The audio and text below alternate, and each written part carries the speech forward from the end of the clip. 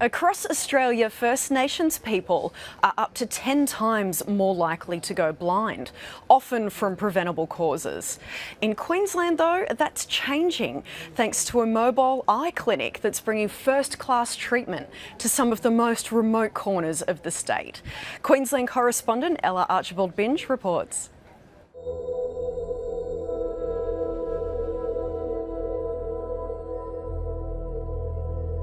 You look at the place, look, this is paradise. You look at this view, you look at these islands, you look at Kershaw, you look at Phantom, you look at Orpheus, you look at the Pacific, you look at the coast. Our people can't see that beauty. Palm Island is one of Australia's most visually stunning locations. Give me the copy, bro. Yeah, put it in here. It lies just 70 kilometres off the coast of Townsville in North Queensland. A small stretch of water that represents an oceanic divide in health outcomes for the island's 3,000 residents. Uncle Joe Rubin is just one of at least 200 Palm Islanders living with type 2 diabetes. He recently noticed some irritation in his eyes and went straight to the doctor. A bit itchy and the water like a bit dripping from your eye, and then you hardly read like the newspaper, you know, you can't like see properly. So I knew straight away with my cataract. When I got checked to the doctor and said they found out I got cataract. Originally from the Torres Strait, his favourite pastime is spearfishing during the low tide. But with his vision impaired, that's nearly impossible. Oh, the life is very hard because if you're cataract and you can see proper, how can you do your cooking and you go for a walk to buy your grocery or go for fishing and all that, you know? So you better get rid of the cataract so you can see properly what you're doing. Uncle Joe needs ongoing treatment to save his sight, but that's been difficult and expensive to access, until now. The Indigenous Diabetes Eyes and Screening Van, or IDEAS van, provides free health clinics to Queensland's Indigenous communities.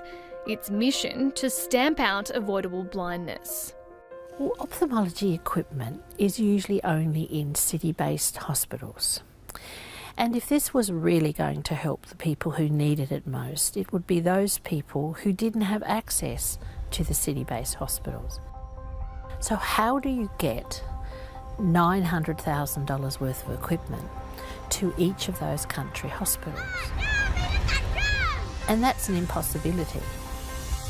But if you put it all in a giant caravan, you could take it to each of those places where the treatment can happen in their own community.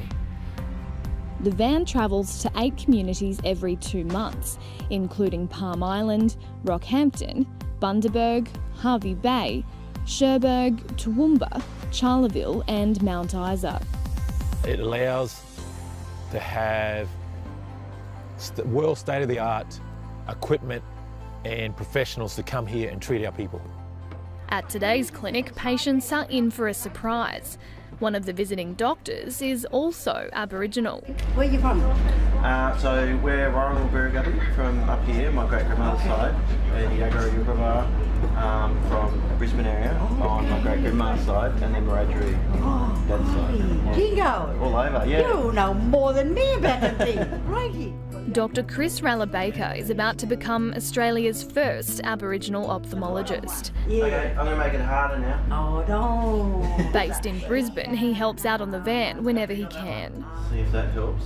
It was taking me ages to do visual acuities because they want to talk about where I'm from and you know, family and working out the connections. Why? It's really nice. It gives a depth to the therapeutic relationship that isn't necessarily assumed to be there with a non-Aboriginal Torres Strait Islander doctor. There's a familiarity there.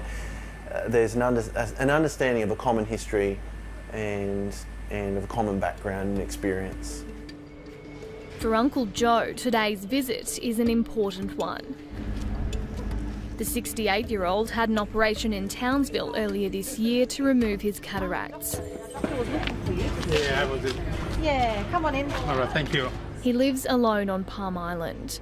So I'm going to do a scan on the back of your eye. If you look straight ahead, you'll see a star. If his eyesight hasn't improved, he'll struggle to drive, cook, do his shopping or go spearfishing. Okay, you stare at that. Stare at the star. He's been trying hard to maintain a healthy lifestyle to combat his diabetes and is about to find out whether his efforts have paid off. Michael, you could write down some notes actually. After a thorough examination, he has his answer. Great. Look, Joe, your eyes are looking great, you know? You've got had cataract surgery done, it's beautiful, everything's nice and clear.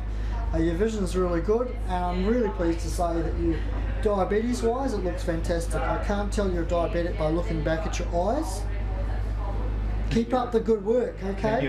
After a quick laser treatment to fix some thickening around the capsule of his eye, Uncle Joe is free to leave. Within a few days, his vision will be near perfect.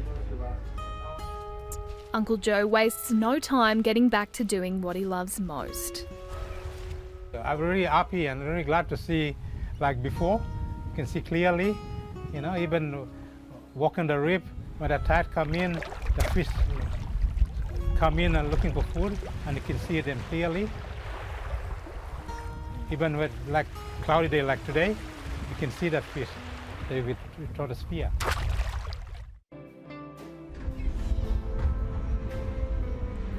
With 24 sponsors and supporters, and determination from the organisation and the community, Lyndall DeMarco says the van is here to stay.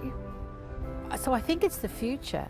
I really do, not only for ophthalmology, but the most important thing is maybe the people in rural and remote Australia may have access to a level playing field if this sort of model can be extrapolated all around the country.